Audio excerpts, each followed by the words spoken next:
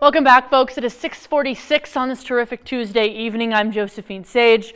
Let's jump right into the forecast. Right now, as we take a look at our weather headlines, we're noticing that temperatures are actually going to drop significantly as we look into tonight and into Wednesday afternoon. And alongside those cold temperatures, we're also expecting snow in those northern and central mountains as soon as just about that midnight 1 a.m. and 2 a.m. hour roll around.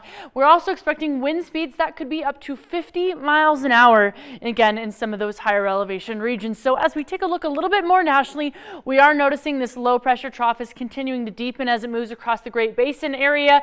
And as soon as, well, just those Wednesday morning hours roll around is when it's mostly going to be centered, of course, along those Gore and those Park mountain ranges and even through those central mountains. And mind you, off the west coast, well, on Friday is when a high pressure ridge is going to start to build and kind of push that on out. But before that happens, we are having a little bit of a northwesterly flow. So associated with that, of course, are those stronger wind speeds. In the last 12 hours, we felt 32 miles an hour in Grand Junction, 43 as we look towards Montrose, and even along that I-70 corridor, 43 miles an hour has been seen in Glenwood Springs.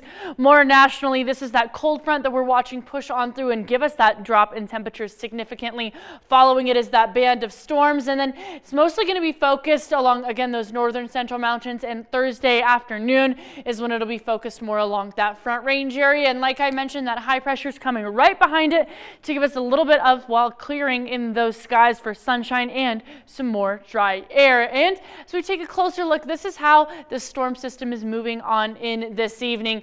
Essentially, like I mentioned, around that midnight hours when it's going to start crossing that Wyoming and Colorado border to bring in that moisture.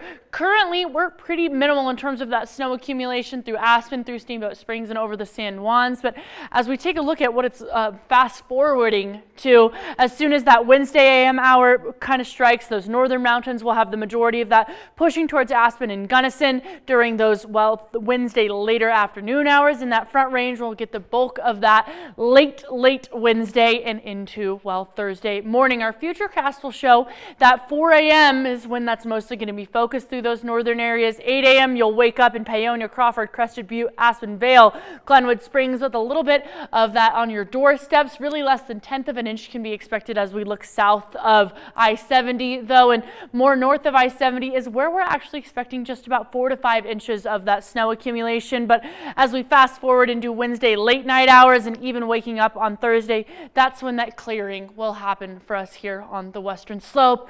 Right now, those temperatures are feeling 63 in Grand Junction, 61 as we look towards Montrose, 50s as we look further east. And we'll notice in our almanac that we were well above those seasonal averages earlier today, but this evening we're dropping down close to those seasonal averages. 37 in Grand Junction, 35 in Montrose, sub-freezing as we look further east. And tomorrow still staying cool, only popping up by just about 15 degrees from tonight to be 54 in Grand Junction and 48 as we look towards Montrose. And Discovery Auto Group's extended forecast will show that temperatures are staying cool through the weekend days with sub-freezing ranges during the nighttime. Montrose, of course, few degrees cooler, even hitting those 40s for Wednesday and Thursday.